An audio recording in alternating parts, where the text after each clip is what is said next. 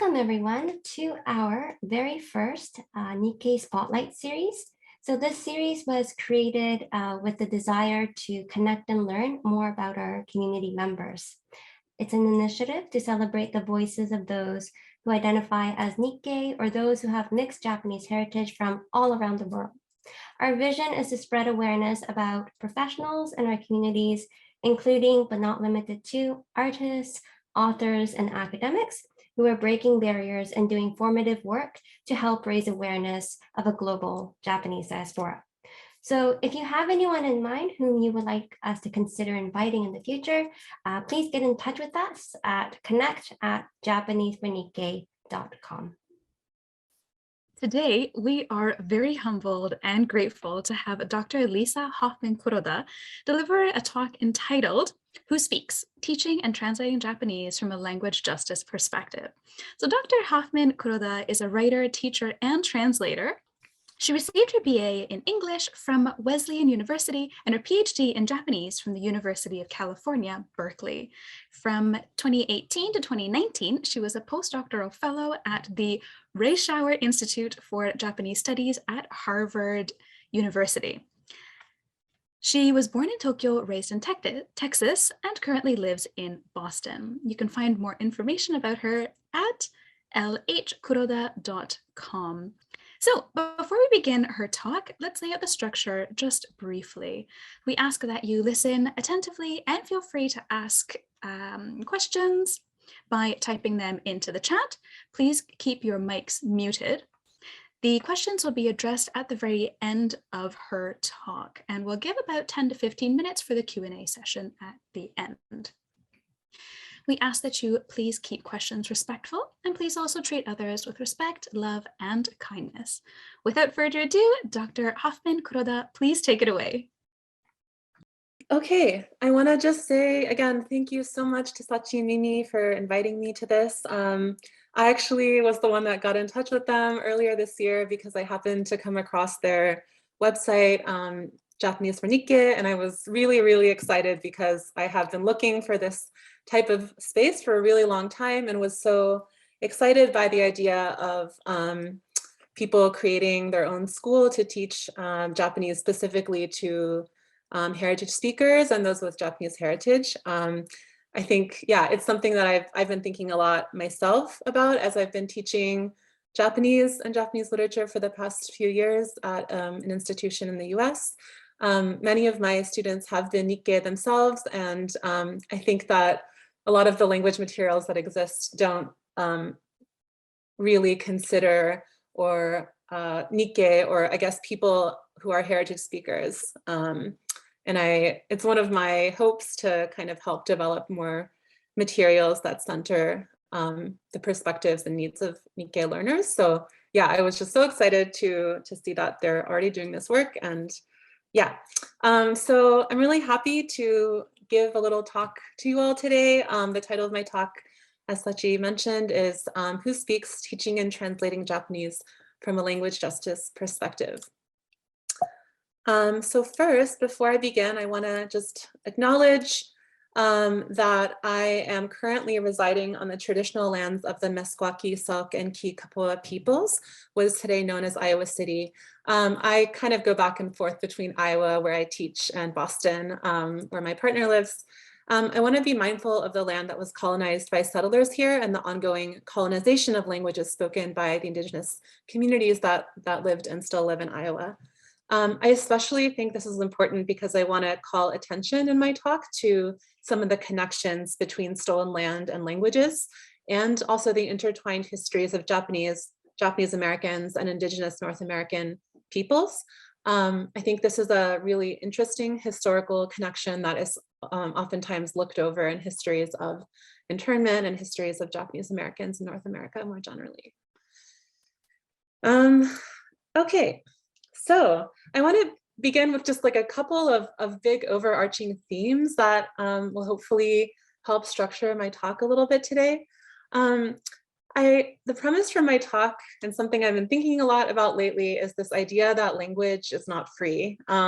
This was something that was said by a friend and colleague of mine, Andrew Leong, at a talk he gave earlier this year, and I've been thinking about it a lot.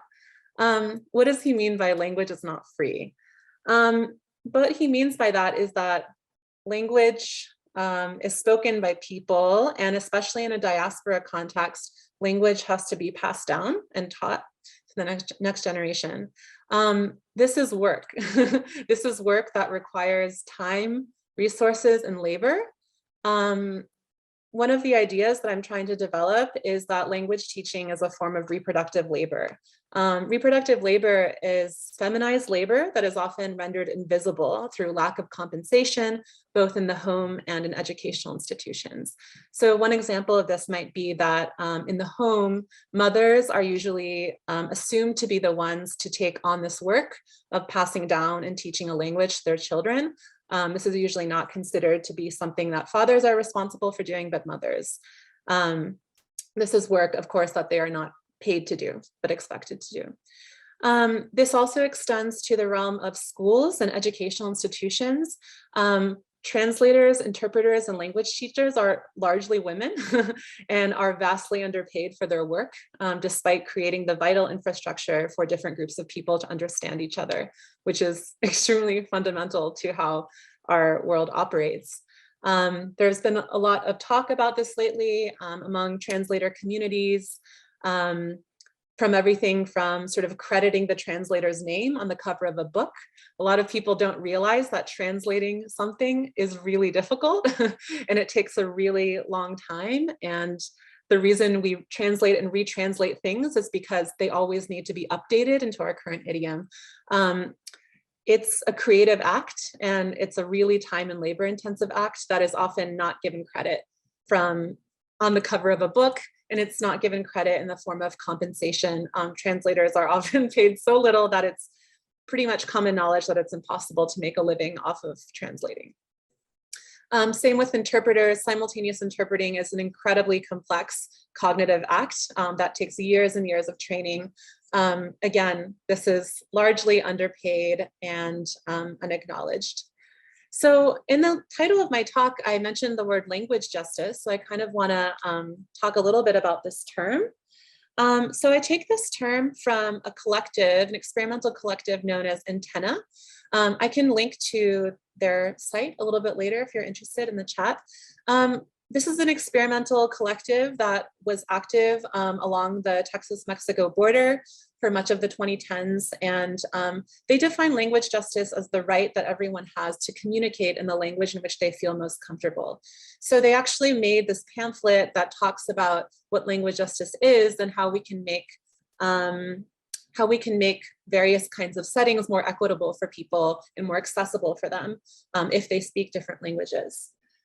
But I also want to add to this that I think, in my personal opinion, language justice goes beyond simply addressing inequities in the present, but also thinking about the long histories of language and the power dynamics embedded in different language relationships. And unless we look at this historically, it's often difficult to see what is happening in the present. A key component, I think, of settler colonialism, slavery, and incarceration in the United States has been a determination to strip groups of people of their sovereignty by suppressing or stamping out their languages. So this is true in the case of Indigenous people in North America, who were, basically many of them were put in boarding schools where the primary purpose of those schools was to prohibit them from speaking and passing down their languages so as to better assimilate them into white culture, and also to basically to stamp out all traces of their culture. This was also true for enslaved African people who were brought to the United States. They were divvied up into small plantations and prohibited from speaking their native African languages.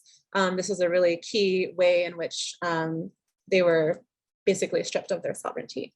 And I also want to make the connection to histories of Japanese Americans in North America who were incarcerated during World War II for being Japanese, and put in internment camps where they were not allowed to bring into the camps any written material that was in Japanese.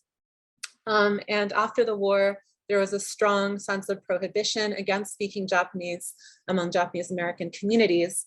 There was a sense of shame and fear that Japanese people felt in the US because Japanese was so closely associated with an enemy language, and it was often for reasons of safety that they felt they could not speak the language or pass it down to their children.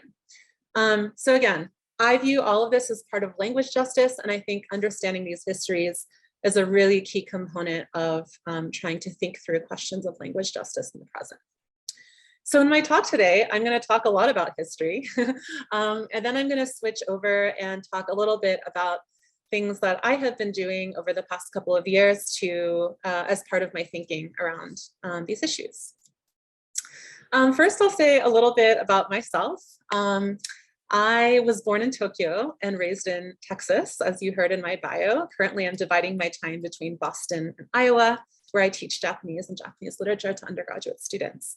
My mom is Japanese, my dad is white American. I was born in Tokyo and we moved to the US when I was quite young, around 3 or 4 years old.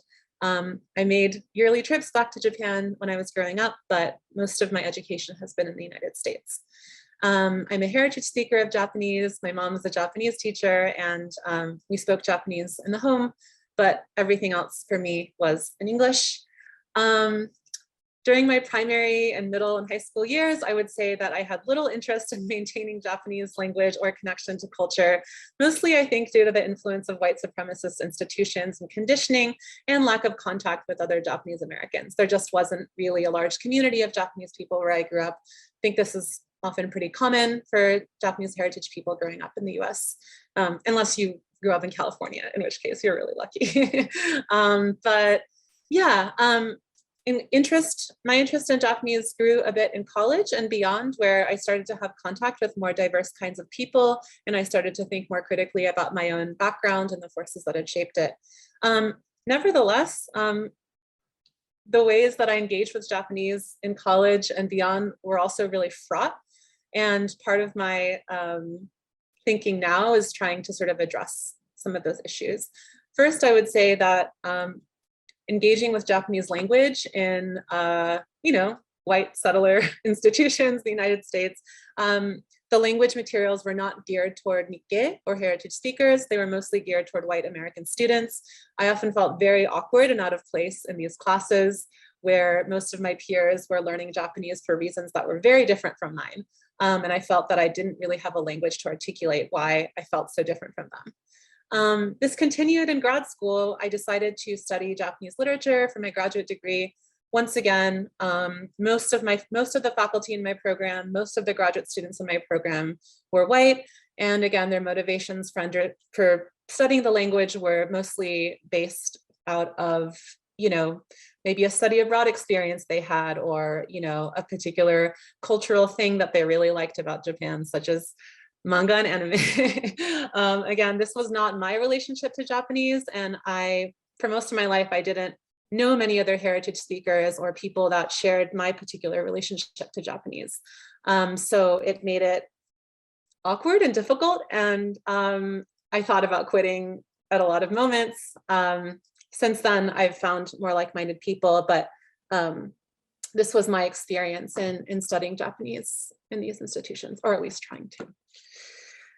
Okay, so I want to talk a little bit about history because after I left graduate school, which was a few years ago, I've had some time to think, I've had some distance from these institutions, and part of what I started wondering and thinking about is, why did I have these feelings? Why did I have these experiences? Why was my experience trying to study Japanese and reconnect with Japanese language and culture in the ways that I tried to do, why was it so fraught and why was it so awkward? Where were these feelings coming from? Were they just a product of myself and my individual idiosyncrasies and traumas, or would it have to do with larger histories and forces? So I think that a lot of times when we talk about Nikkei people, there's a tendency to focus on individual stories and things like that, which is important. But I think that we lose sight of some important concepts when we don't look at history and when we don't know our own history. So, one thing that I asked myself is, why are Japanese studies programs in North America so white? This is kind of obvious, and it's something that is brought up a lot, although not something that I see being addressed in any meaningful way. You know, larger educational or higher educational institutions in the US tend to be white dominated, but especially in Japanese, I found it to be the case. I didn't find it, for example, to be as much the case in other language and culture programs. I found this to be really peculiar to Japanese, and I wondered if there was a history behind it. It turns out that there is, and this is something that I want to develop more in my thinking and I want to research more about, but I'll just share with you some of the things that I found about the particular history of language teaching, Japanese language teaching in the United States. Oops, sorry. I'm going to stay on this slide just for a minute. So, Japanese Americans in the beginning of World War II, I think probably most of you are familiar with this history, but they were incarcerated in what are called internment camps. Some people feel iffy about that term now. Perhaps it's a phrase that is a bit understated. There's a push to call them, you know, prison camps, etc. They were basically camps in very rural areas and parts of the American West, where Japanese Americans were taken and held prisoner for up to 3 to 4 years towards the end of World War II. But what I want to say is that back all the way before that, in 1905 or 6, something important happened, which is that the Japanese military defeated Russia in the Russo-Japanese War. And this was the first time that Japan became a visible threat, a military threat to the United States. And so as far back as 1905 or 1906, the United States military started developing Japanese language schools to train military members in intelligence capacities. The thinking was that Japan is beginning to grow as a power in the Asian region. They are obviously developing an empire that is a threat to the hegemony of the US in the Pacific. So we need to develop intelligence capacities to understand what they're doing. So they started training people in Japanese language programs. It's really interesting to me that as far back as 1905, this is already going on. These efforts to build up Japanese language schools within the military and the Navy really ramped up after Pearl Harbor. Obviously, now the United States and Japan were directly at war, and there was an immediate need on the part of the US military and Navy to train people to be able to understand Japanese. The reason is that, well, for all kinds of reasons, but basically you needed people to understand, be able to decipher codes, be able to intercept telegrams and messages that were being sent within the Japanese military, things like that, right? Intelligence is a really key component of war. So who was going to teach all these white military members how to read and speak and understand Japanese so that they could go and win the war? Turns out it was Japanese Americans. So even though they had just incarcerated hundreds of thousands of Japanese American people, the military actually went into the camps and grabbed a bunch of Japanese Americans and said, "You're coming with us, you're gonna help teach Japanese to our military members." So that's what happened. Up to like 1,000, I think, Japanese American, mostly men, interestingly, were chosen. And these were not people who had language training. These were not teachers. They were just people who could speak Japanese because they had Japanese heritage and probably spoke it at home. So here's a photograph of this. Here's this person named Joseph K. Yamagiwa teaching at the US Army's Intensive Japanese Language School. They were based in Michigan, also in Colorado. I think the first one is actually at UC Berkeley, where I went to grad school, which is, you know, the connections there are really resonant. But yeah, this was a really key way that Japanese Americans assisted in the war effort so that the US could fight Japan and win the war. Okay, what else do I want to say? Another really interesting aspect of militarized language history during World War II is that a lot of the people who were trained in these language schools in the military obviously pretty much all of them were white men because Japanese Americans, at least towards the middle of the war, were not allowed to serve in the military. So most of the students were white men who were members of the military or the Navy or the Marines. A lot of these people after the war went on to found the field of Japanese studies. They went on to become eminent translators and scholars and academics. Here are two of the most prominent and famous ones. One is named Edward Seidensticker, the other Donald Keene. I'm sure if you've had any contact with Japanese literary studies, you know their names. They got their start learning Japanese in the US Navy Japanese Language School. They were taught by Japanese Americans who were forced to teach them Japanese. And then, they went on to basically found the fields that we know today. And I think for me, like this makes a lot of sense as to why these legacies kind of persist, why they remain so white. I think it's really interesting that at the same time that Japanese Americans were being forced to teach white military members Japanese, they themselves were being cut off from their own languages, right? In the sense that they were prohibited from, speaking it and reading it in the camps. After the war, there was this great sense of shame among Japanese Americans. They did not want to speak Japanese. They did not want to pass it down to their children. Whereas now, all of these white people who served in the military went on to sort of become translators and academics and researchers, and they became the prominent figures of Japanese studies, right? So even though Japanese Americans were so key during the war for being language teachers, for being interpreters, for being translators, they intercepted and translated some messages during the war that ended up directly allowing the US to win a key battle at the end of the war.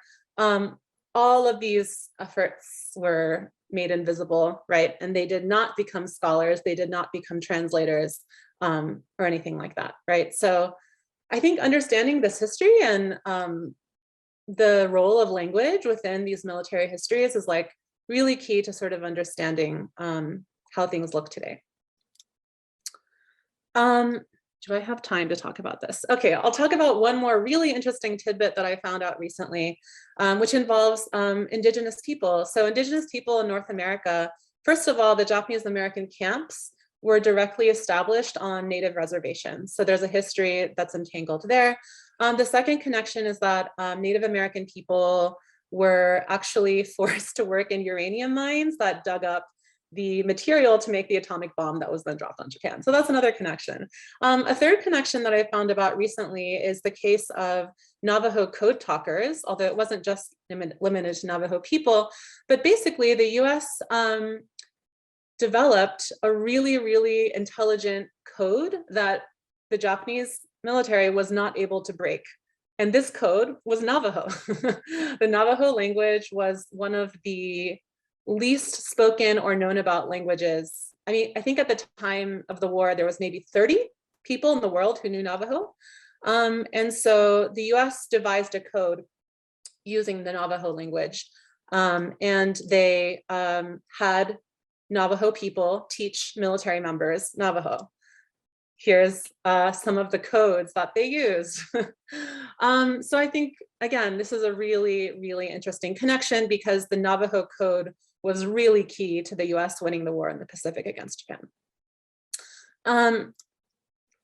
So how else does all this history carry over into the present? I want to plug this article that I really, really like. I believe it's an Asymptote or one of those journals, but it's an article by Jen Kaleha and Sophie Collins. And it's an article about the phenomenon of bridge translations. This is something that still happens a lot in the translation world.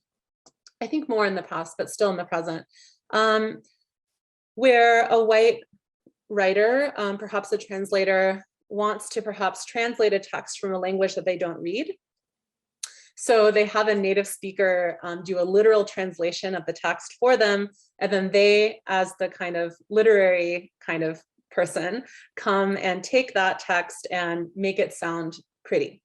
So here, once again, is kind of an example of usually a person of color, a native speaker, whose language labor is invisibilized because they are not given credit as the translators, usually. We don't even know that they did anything in this poem. It's just the white writer who is given credit for translating the poem, even though they don't even know how to read the language. Anyway, so this is another way that I think these histories carry over, right? Where, translators of color or bilingual Nikkei people, I mean, it's not just Nikkei people, but they will do this kind of groundwork, but then it gets erased by other forces. I really recommend this article in terms of thinking about racialized power dynamics in translation today. Okay, I think I have about 15 minutes left. So now I want to talk a little bit about some work that I have done personally over the last year or two that has to do with some of the histories that I just talked about. One really important, meaningful project that I worked on is called the Heart Mountain Bungye Translation Project. This is a project that I was invited to or connected to through a friend. This translation project had to do with a specific internment camp in Wyoming that was called Heart Mountain Internment Camp. This was a really large camp in rural Wyoming where thousands of Japanese Americans were incarcerated during World War II. Nowadays, the site of the former camp is a museum, and you can go and kind of check it out and see what life was like there during World War II. There are historians and knowledgeable people there who will kind of explain the history to you. But last year, the foundation, the Heart Mountain Foundation, acquired several copies of literary journals that Japanese Americans had compiled and written themselves while they were incarcerated there during World War II. They called this the Heart Mountain Bungye. Bungyeshi is like kind of a literary journal. And so a lot of the people that were incarcerated in these camps were first generation Issei Japanese Americans, meaning that they were Japanese adults who had come to the US fairly recently, and so their first language would have been Japanese. Many of them were highly, highly educated people. In fact, many of them came from, oh, here's a video of me talking about it. Many of them came from the Los Angeles area, actually, where there was a really thriving literary community and arts community.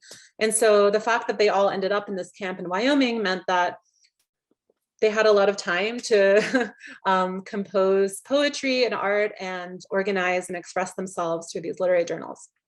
I wish I had a picture of the actual journals, but they are mimeographed copies and handwritten that are like 70 years old. They're very, very fragile to the point where they had to all be scanned and uploaded because they were too fragile to touch. They were really, really cool to look at, often really hard to read because they were written and handwritten and sometimes using really old characters that none of us knew. I had to ask my mom a lot of questions. I really appreciate her help, and we all just were collaborating with each other and trying to research all these things and figure out what these poems were talking about. So I can share some of the poems that I translated in this project. These are some, yeah, I just posted some haiku and tanka that I translated.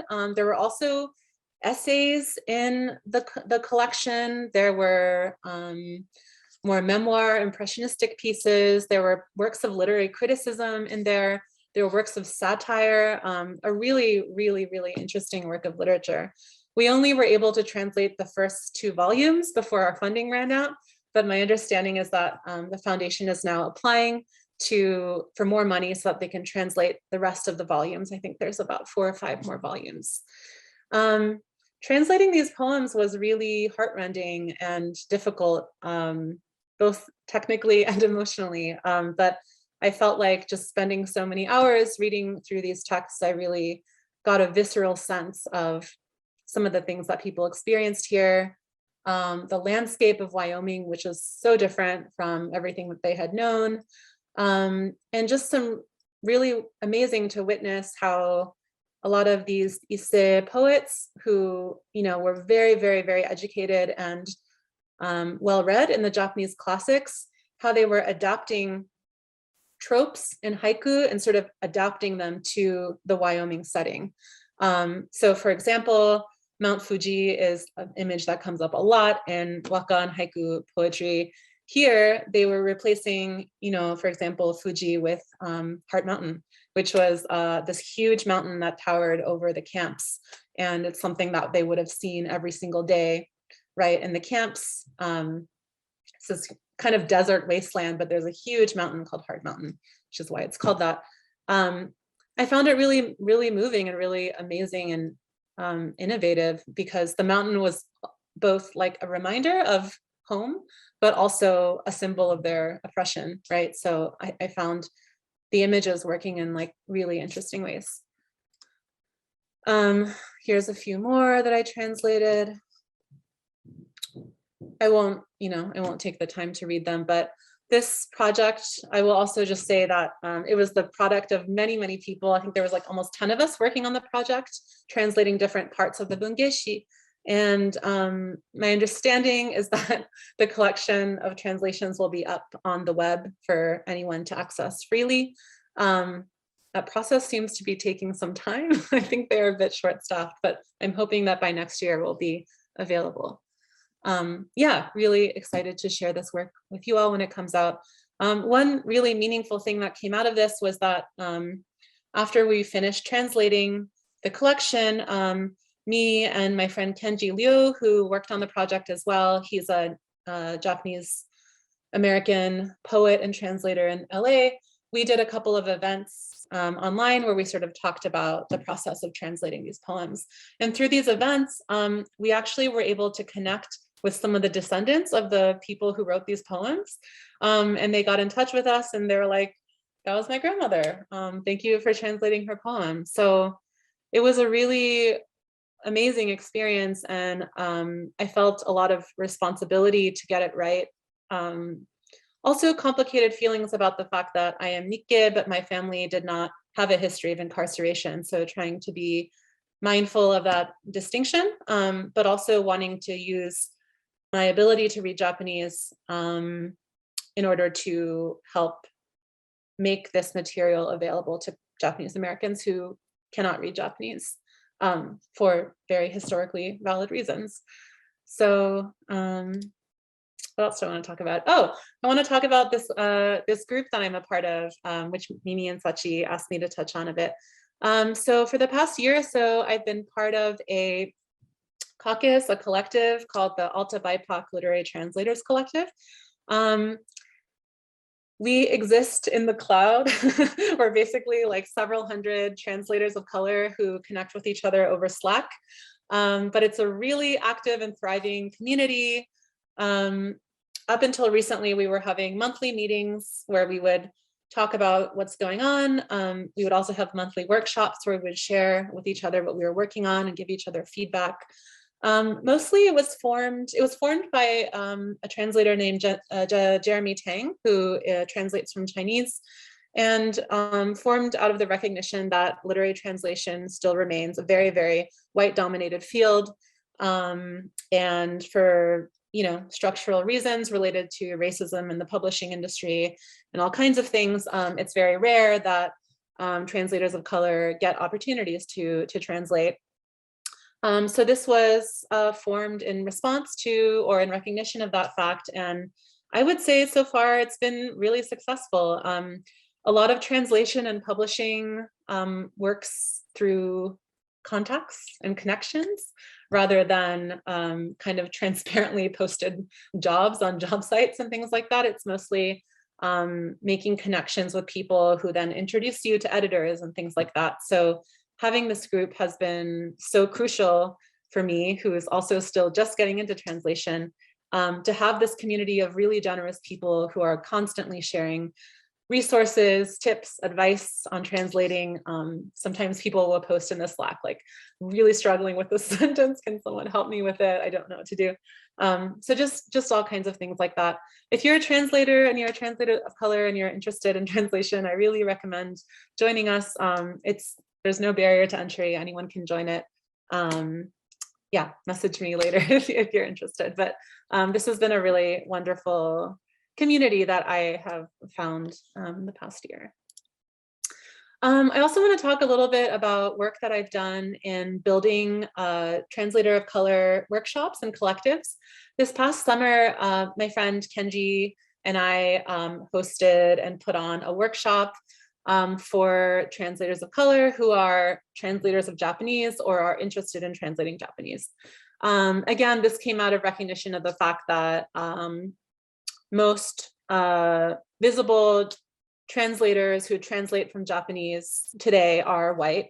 I can count a few on my hand that are not, but that is the majority of it. Many of them are academics, so it's not really surprising. But we wanted to make an event where we kind of shared information with people and try to give them some tools to get started if this is something they're interested in doing. So we held it last summer online. A lot of people came, many, many more than I was expecting. My friend Andrew Leong and Asa Yoneda, both of whom are Nikkei translators, led the workshop and gave really amazing talks and led us on different kind of translation exercises. And it was just such an inspiring event. We were able to get it funded through an Asian American organization called Kundiman. And so we made it free. No one had to pay to come. No one had to apply to get could just come. So the idea was to lower barriers for people and make it just a welcoming space. I still have kept in contact with many people that I met at this workshop, and just really reminded me that if there's something that doesn't exist that you wish did exist, you can kind of just do it. So yeah, that was really nice. In the last couple of minutes, I just wanted to plug the work of Japanese heritage translators who are active today, even though there are so few of them. I know all of them, and I think that Nikkei translators have a really special relationship to translation. First, because a lot of us have been translating our whole lives. I grew up in a multilingual household where even if I wasn't directly translating things, I mean, my mother speaks English, my dad speaks Japanese, but neither of them are native speakers of each other's languages. So often there were references or jokes that I would have to explain one to the other. And I think that for us who have grown up in that kind of environment, even if we've never considered literary translation as a viable career, we may not even have realized that it's something we have always done. Anyway, so Asa Yoneda is one translator whose work I really, really admire. She helped lead the workshop that I organized this past summer. I would say that her translations are characterized by an interest in experimental women's writing. I think she's absolutely brilliant. And here are two of the books that she's translated recently. One is called The Lonesome Bodybuilder, which is very different from the Japanese title, Arashi no Picnic. But this one is a collection of stories by a writer named Yukiko Motoya Yukiko. Very silly, kind of experimental writing about a housewife who becomes obsessed with bodybuilding. Another is a book by Yoshimoto Banana, which probably most of us know her name. This novel is called Moshi Moshi. Asa, I think, has a really playful relationship to language, and I think she has a real talent for capturing dialogue in a way that feels really alive. And she's also expressed that she has no interest in sounding correct in English, which I absolutely adore. Another translator whose work I want to plug, his name is Andrew Leong. He also came and helped lead our workshop last summer. Andrew is such a special human, and he's also a professor at UC Berkeley. So we both overlapped there for a time. He is the translator of this novel called Lament in the Night by Nagahara Shosong. Probably no one has heard of this novel because Andrew basically discovered this work in a newspaper that he was looking at an archive some decade ago. Nagahara Shosong was actually an Issei immigrant in Los Angeles during the 1930s. And he was very poor, and he wrote several novels that were serialized in a Japanese American newspaper in Los Angeles during the 30s. So Andrew discovered this serialized novel by chance when he was doing archival work for his dissertation, and he translated it. I think it is absolutely beautiful. The way he has rendered the language is incredible, and the kind of work that Andrew has done in trying to reclaim Japanese language, Japanese American literature, I will also add, is really special. I think there's a sense that Japanese American, or there's an assumption that Japanese American studies or Japanese American literature is in English, or this assumption that Japanese Americans all just like lost their language immediately upon coming here. Obviously, this was not true. And in the pre-war period, many Japanese Americans were very active artists and writers who were publishing things in Japanese. And a lot of that work has been underserved and not looked at because people don't recognize what they did.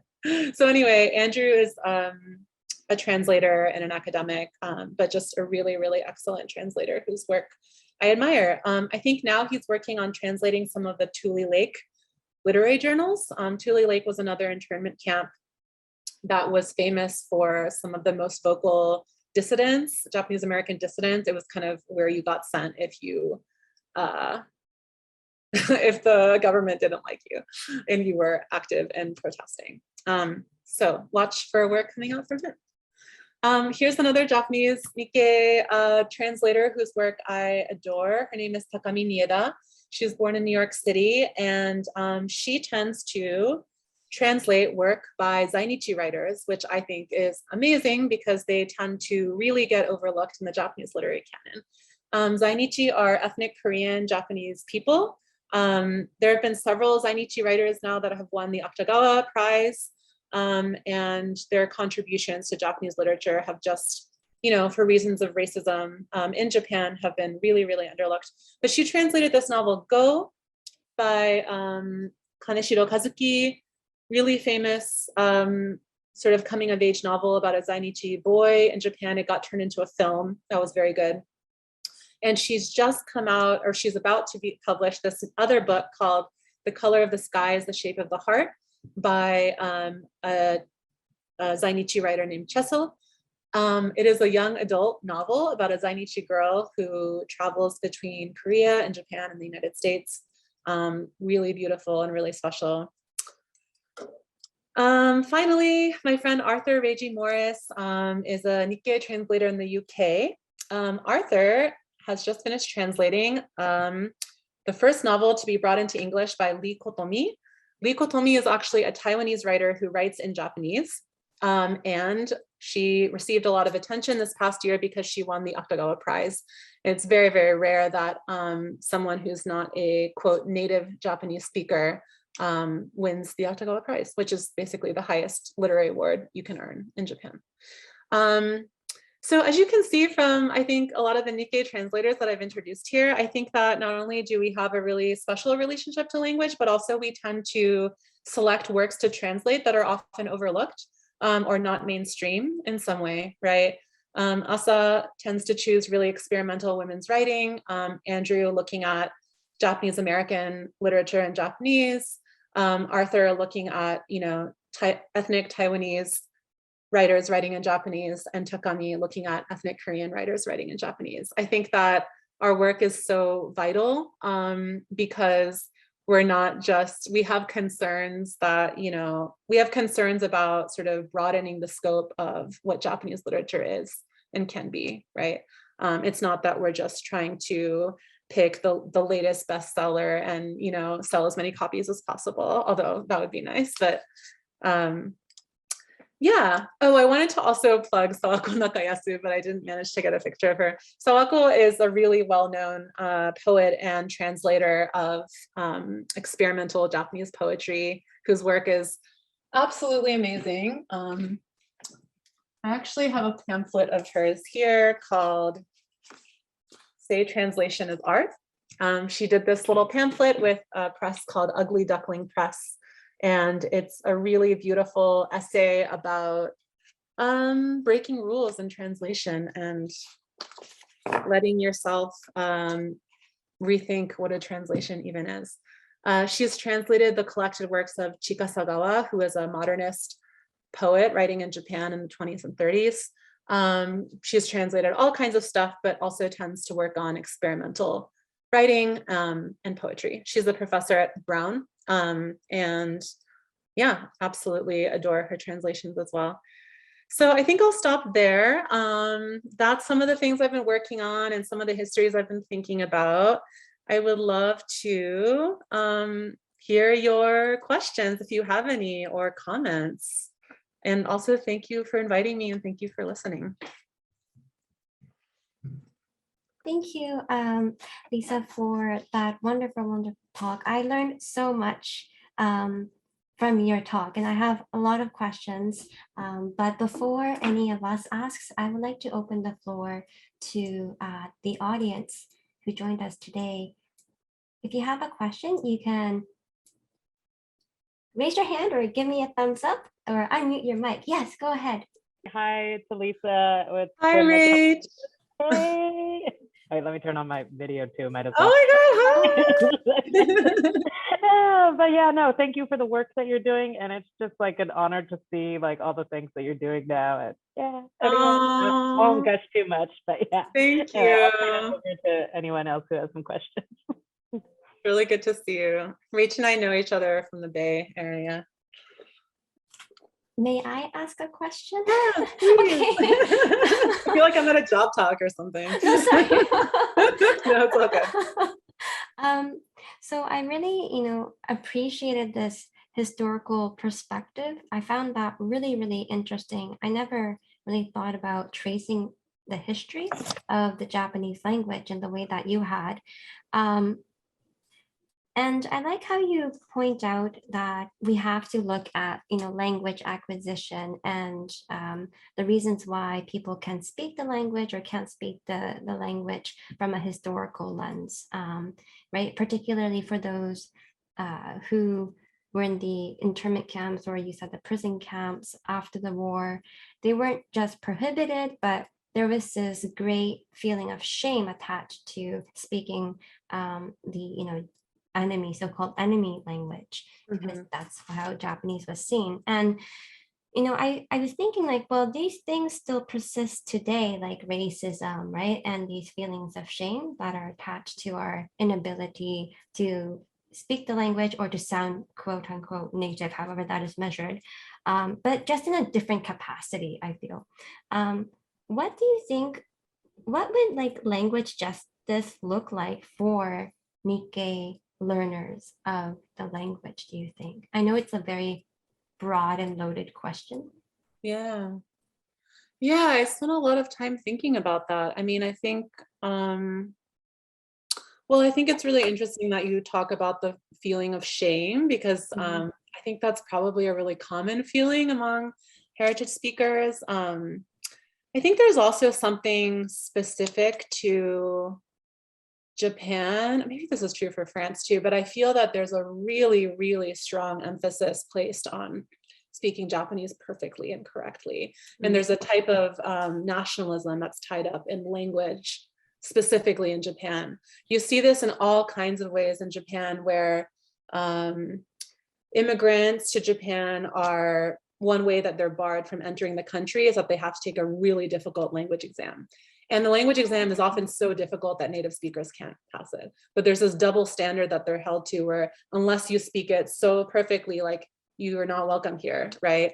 I think this is true in France and other places, but there seems to be something specific tied up with language and nationalism in Japan. And I think this carries over into the diaspora.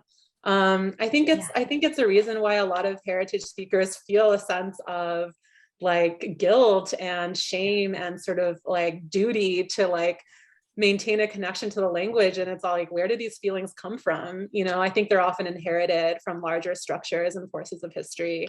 It's something that I'm really interested in thinking more about. But for one, I would love to see schools that are specific to and cater to the needs of heritage speakers that are not bound up in the project of nation building and nationalism. I attended a language school when I was younger. It was a hoshuko. It was an after, a Saturday school. A lot of these exist a lot of these have existed for a very long time in Japanese American communities, but local schools where you can go and get supplemental learning in Japanese. I feel that a lot of the things that were taught there were about being properly Japanese and being, not falling behind Japanese kids, trying to be as similar to them as possible. And this sense that you were always behind, that like you needed to maintain the same levels of language and learning that the kids in Japan were receiving, right? Because by definition, being in the diaspora, you were already behind, you were already kind of defected in some way. I would love to see, schools that don't take that approach, right? That teach Japanese in ways that are more liberatory and, honor and recognize the fact that language changes through time and space. And it's a very well-established fact of history that communities of people who move, right, the language changes with them. Like the type of French spoken in Senegal is not the type of French spoken in France, right? It's kind of obvious. But I think that this rigidity around language really creates a lot of distress for people. And it's something that I want to think more about because it's something that I struggled with for a long time.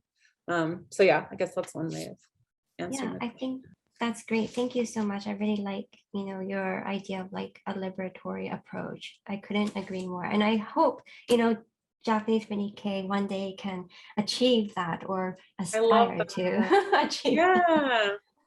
It looks like there's a question from Aurora.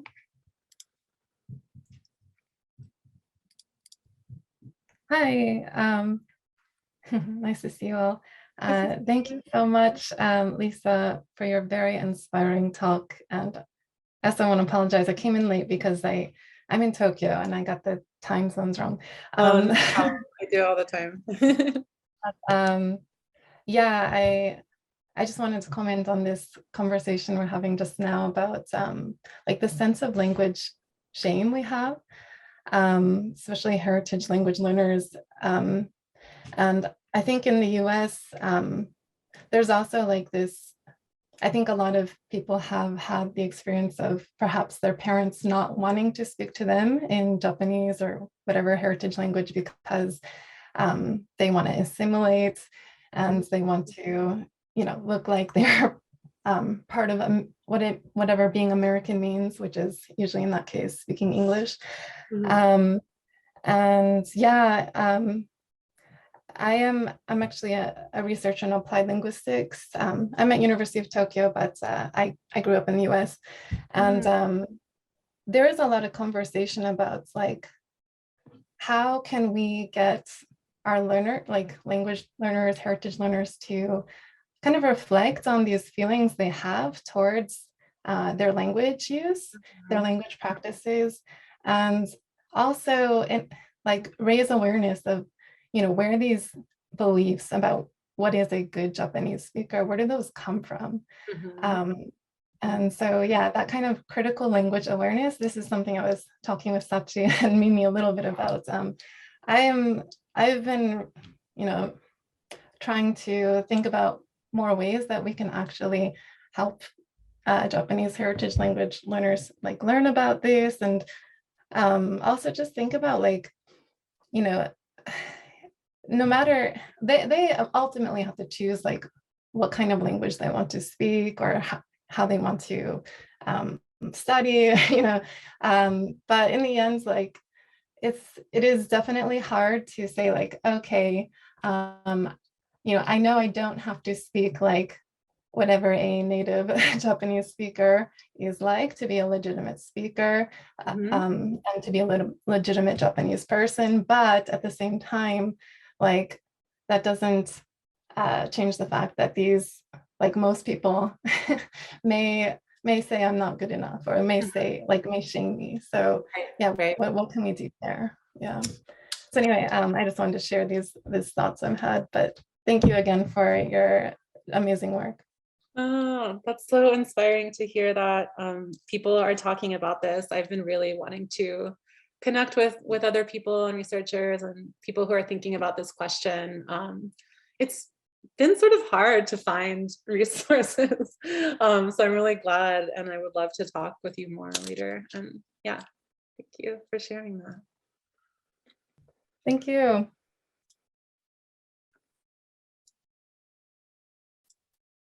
All right, we have about 2 more minutes. Does anyone have any comments or questions that they would like to ask? Lisa covered a bunch of things, right? I did.